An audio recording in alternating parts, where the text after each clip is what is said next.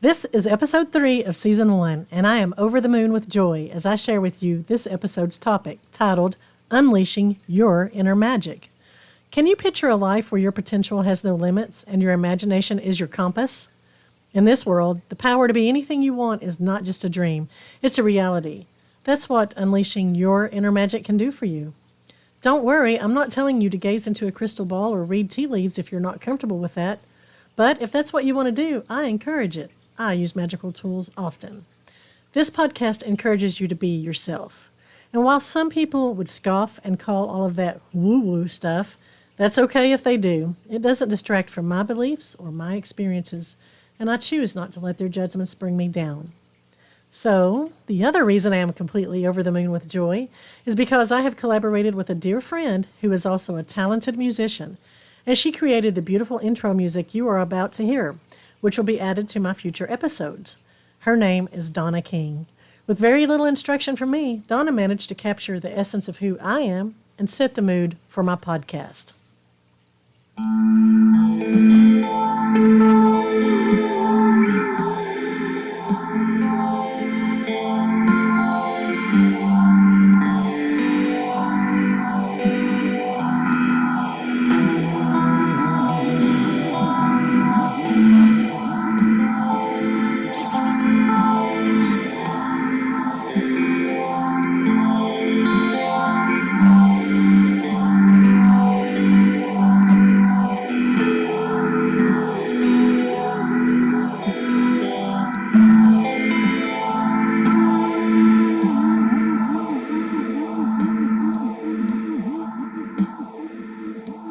Hello, kindred spirits. Welcome to the Magical Mystical Divinations podcast. I'm your host, Southern Mystic Tama P, creator of mysticdivinations.com. That's mystic with a K, by the way.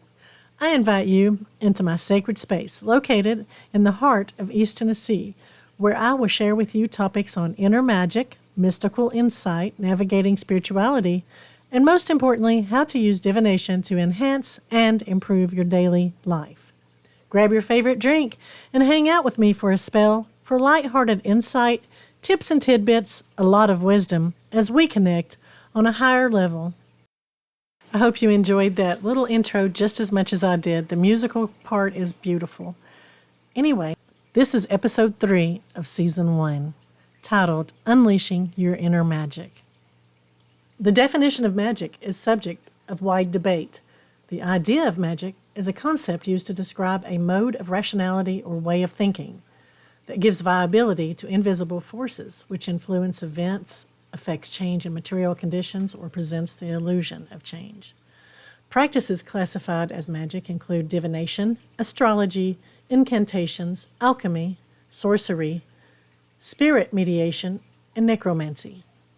A distinction is also made between black magic, used for nefarious purposes, and white magic, used for beneficial purposes. Although these boundaries are often unclear, magical practices have a sense of otherness. I created my website and this podcast because such concepts and practices have positively enhanced my life. I began experimenting with magic at the tender age of 12 years old. The type of magic I experimented with was common to most teenagers, full of curiosity and courage. That's not exactly the magic I speak of today. At the beginning of this episode, I ask you to picture a life where your potential has no limits, and your imagination is your compass. I suggested that the power to be anything you want is not just a dream, it's a reality. Do you believe this to be true? If your answer is yes, I want you to know that the impact on your life and those around you could be profound, empowering, and genuinely enchanting. As we have come to recognize, life is challenging, and to overcome those challenges intact and whole, we have to address our inner monsters, which are common to many of us. These monsters include our doubts, insecurities, and the limitations that haunt us. By empowering ourselves, we can conquer these monsters. They're no match for our inner strength. I remember how unforgiving I was when I made mistakes or bad judgments, and how I mentally beat myself up with degrading words and thoughts. I remember in my youth wishing that someone or some superpower would help me, would save me from whatever trial I was going through at the time. I wished I was a magical person like Samantha from the television series Bewitched, or Jeannie from I Dream of Jeannie, or like Wonder Woman. She was so strong and powerful and could handle anything.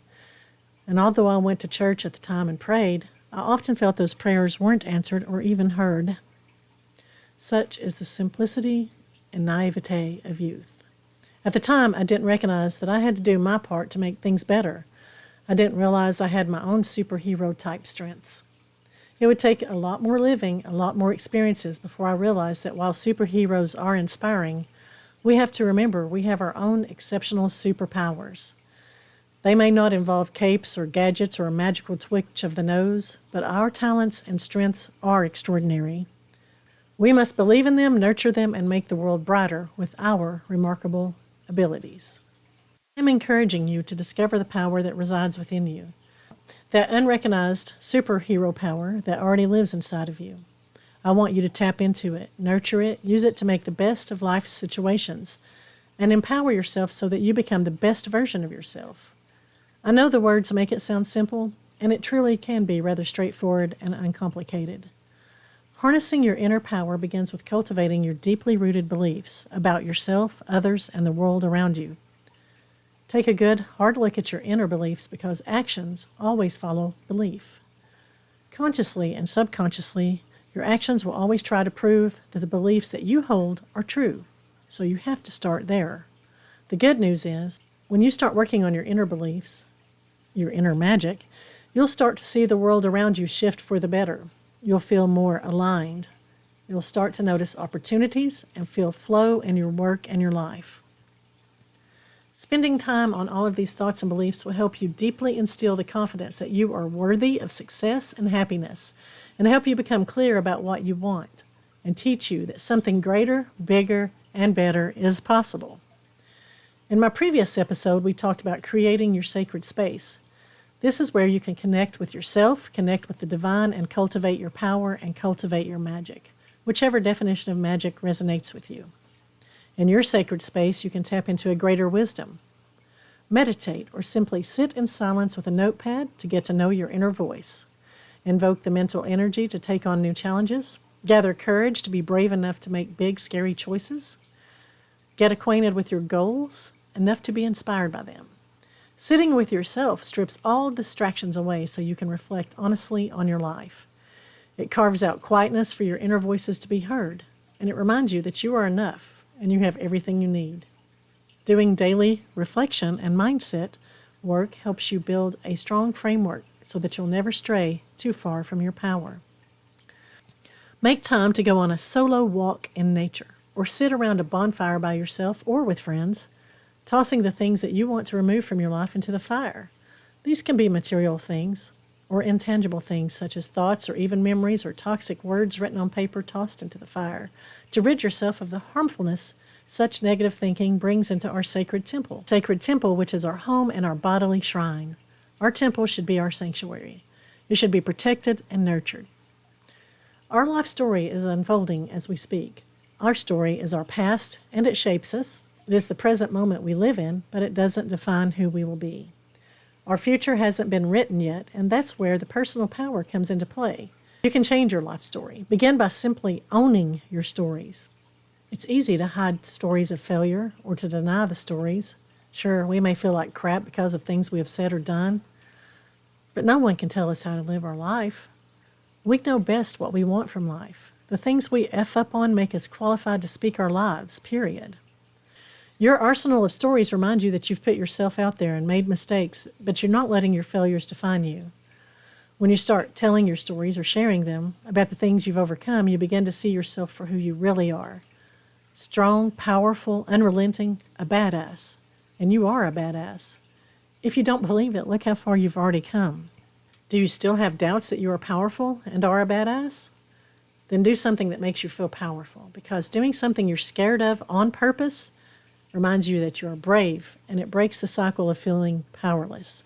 I am doing that right now, speaking into this microphone, publishing a podcast, and putting myself out there, out in the world of techie people and digital platforms, which I know very little about.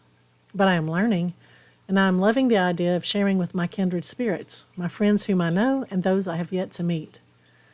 Surrounding yourself with like-minded people is not only encouraging, it's empowering. Be around people who support your vision.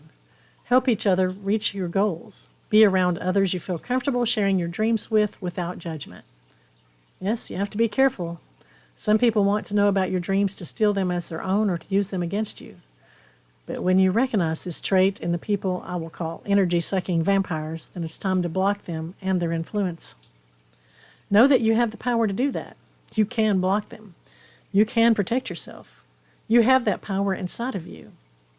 If you need a ritual or a prayer or positive words and affirmations to achieve that, then by gosh, gather what you need and do it. Unleash your inner magic, which will be your superhero strength, and stop worrying about what you can't control. Instead, shift your energy to what you can create. Believe in yourself. You are braver and stronger than you think, more talented than you know, and capable of more than you can imagine. That is a quote from Roy T. Bennett, author of Light in the Heart. Now, you might say, hey, I thought you were going to tell me how to unleash my inner magic. My dear friends, I'm telling you, it all starts with the belief and knowledge that you already have that power. And you do, you just have to tap into it and cultivate it. Remember my reference to superheroes at the beginning of the episode? I want you to recognize and know your superpowers. Get in touch with yourself. Relax those shoulders, widen your stance, uncross those arms and put them on your hips in a superhero position. Hold your head up high, use powerful body language, own your thoughts, own your stories, and own your strengths. And maximize them as you open up to a higher awareness and a better quality of life. Embracing your inner magic can lead to extraordinary possibilities. Inner magic is a combination of your talents, passions, and untapped potential. Here are some ways to embrace your inner magic. Know that it exists and acknowledge it. Believe in yourself, own and honor your truth. Listen to your inner voice and allow it to guide you. Practice self-reflection. Engage in continuous learning. Step outside your comfort zone and break free from conformity. Express yourself. Embrace your dreams and identity and authentic self through your style, passions, work, and relationships. Be present in the moment. Infuse your life with love. Look for miracles. Cultivate gratitude. And reconnect with your inner child. So I have one little story before we close this episode. Recently, I was speaking with a Reiki master and psychologist, and I was confiding in her my dissatisfaction with some areas of my life. She said, "You like to meditate, right?" She goes, "Next time you meditate, get in touch with your former creative self." So I did. That night I meditated, and I asked my younger, more creative self to give me direction and guidance so that I could do something I truly love and feel passionate about. It took a couple of days. But one morning when I was driving to work all alone, I heard myself sort of behind me, a little over my right shoulder, my younger self.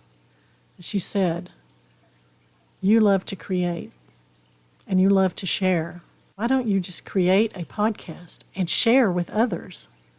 And this will help grow your Mystic Divinations website." I heard myself say that. And I have been so happy ever since I took this leap of faith. Not easy to take a leap of faith. It's not easy to put yourself out there like this. But by doing it, I gained more power, more insight, and I am resonating on a much higher level than I was before. I hope you've enjoyed this episode. Please know there is more to come. I am so excited about the future. I hope you'll share this with your friends and loved ones and other like-minded people, and I hope you will have a blessed day. This has been a Mystic Divinations podcast. I am your host, Tama P. Be sure to visit my website, mysticdivinations.com, that's mystic with a K, or follow me on any of my social platforms. Thank you for your support.